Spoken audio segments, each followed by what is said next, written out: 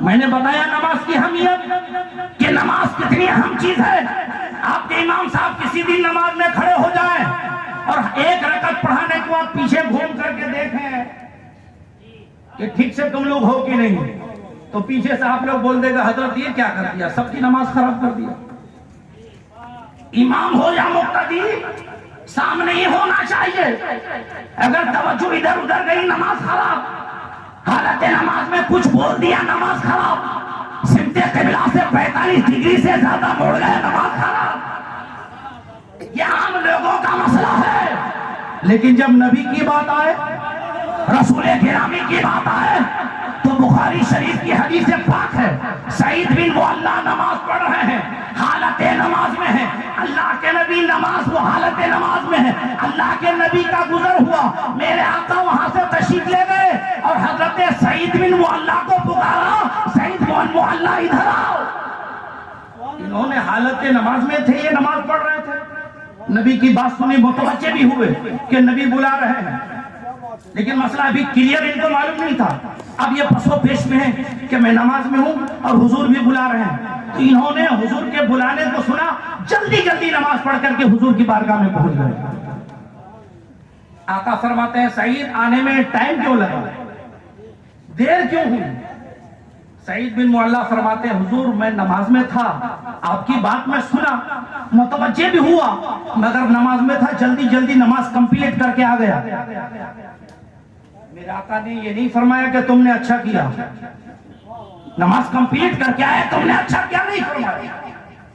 اب یہ دوسری حدیث ترمذی کی سنت, آپ کا آخری جملہ بتا رہا ہوں. حضرت ابی بن کعب نماز پڑھ رہے ہیں, صحابی رسول ہیں.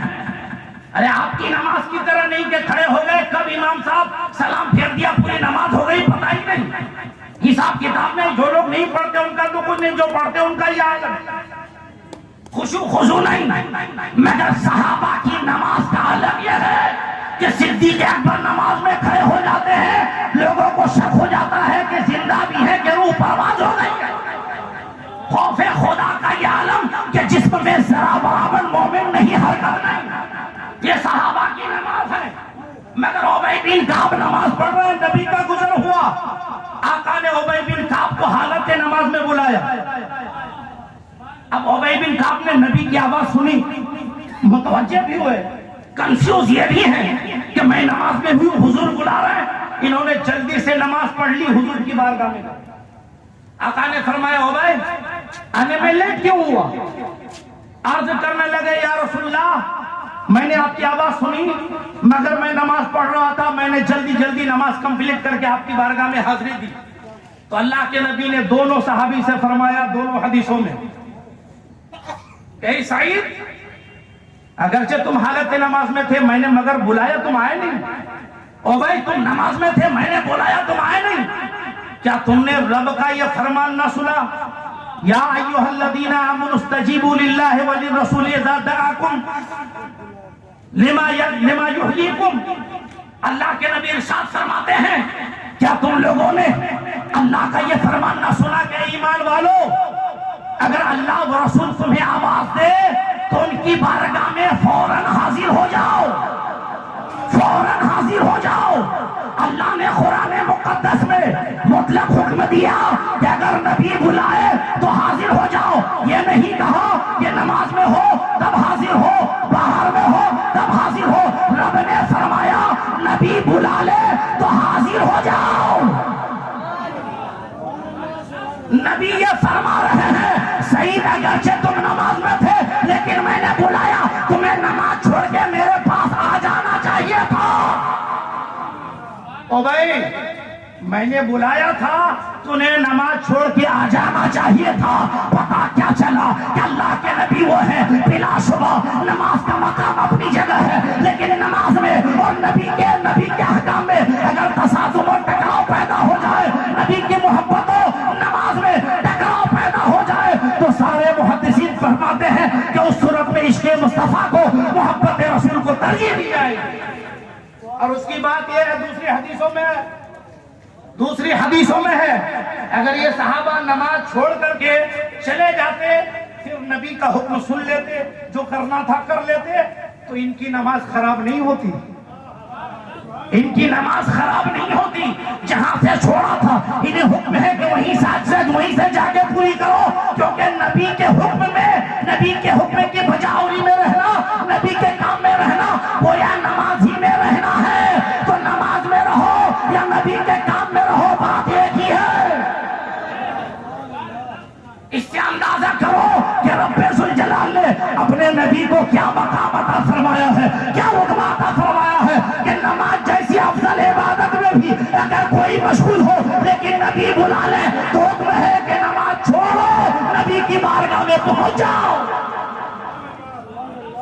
اور یہ کوئی ایسی ویسی حدیث نہیں ہے، یہ بخاری شریف کی حدیث ہے، ترمذی شریف کی حدیث ہے، درجنوں اس سلسلے میں حدیث پاک ہے کہ صحابہ کرام اللہ کے نبی سرور کائنات صلی اللہ علیہ وسلم سے حالت نماز میں گھوم کر کے دیکھا بھی، متوجہ ہوئے، حکم کی بجاوری بھی کیا، اللہ کے نبی نے ان کے نماز کے فساد کا حکم نہ دیا۔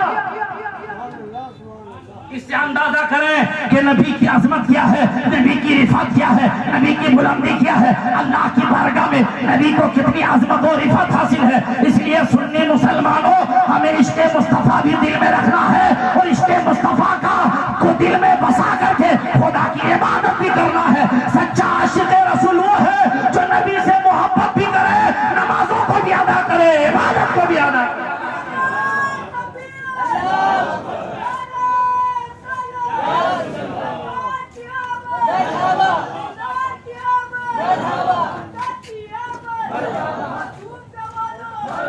اس لیے مسلمانوں نماز بھی پڑھنا ہے۔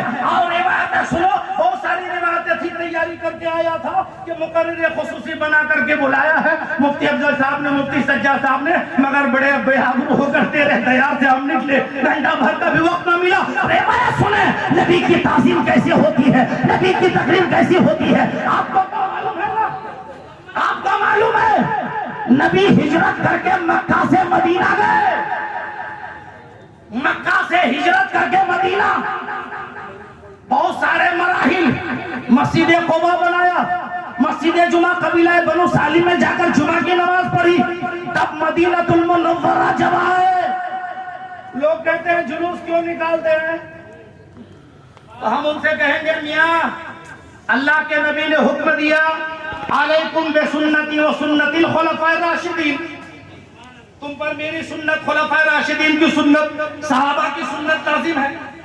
تو جو لوگ اہل ایمان تھے مدینہ میں، جب نبی کا قافلہ مدینہ میں انٹری کرنے لگا تو سارے لوگ جلوس کی شکل میں نبی کے ویلکم کے لیے باہر، نبی کے استقبال کے لیے باہر، خواتین اپنی چھتوں میں نبی کے دیدار کے لیے، اس چہرے کی زیارت کے لیے، اس چہرے کو دیکھنے کے لیے، اس چہرے کو اپنی نگاہوں سے دیکھنے کے لیے، جس چہرے کو دیکھنے کے لیے صدیق اکبر جب غار ثور میں انٹری کیا تو ایک زمانے تک جلوہ مصطفیٰ دیکھنے کے لیے بےقرار رہا، وہی چہرہ مصطفیٰ دیکھنے کے لیے بےقرار ہے، وہی مصطفیٰ کا چہرہ۔ نبی کی ماں سیدہ آمنہ فرماتی ہے جب میرا بیٹا پیدا ہوا چہرہ مصطفیٰ سے، جس میں مصطفیٰ سے نور نکلا، ایسا نور نکلا، ایسی روشنی نکلی، ایسی چمک نکلی کہ نبی کی ماں مکے میں بیٹھ کر بغداد دیکھنے لگی، بصرہ دیکھنے لگی، کوفہ دیکھنے لگی، وہاں بیٹھی چلنے والی اونٹنیوں کو دیکھنے لگی۔ جب نبی کی ماں نبی کے نور کی روشنی میں اتنا دیکھے تو نبی کتنا دیکھتے ہوں گے، کہاں تک دیکھتے ہوں گے، کیا کیا نہیں دیکھتے ہوں گے۔ اسی لیے تو بریلی کے مجدد اعلیٰ حضرت نے فرمایا جس طرف اٹھ گئی دم بے دم آ گیا، اس نگاہ عنایت پہ لاکھوں سلام، وہ چہرہ حضرت صدیق نے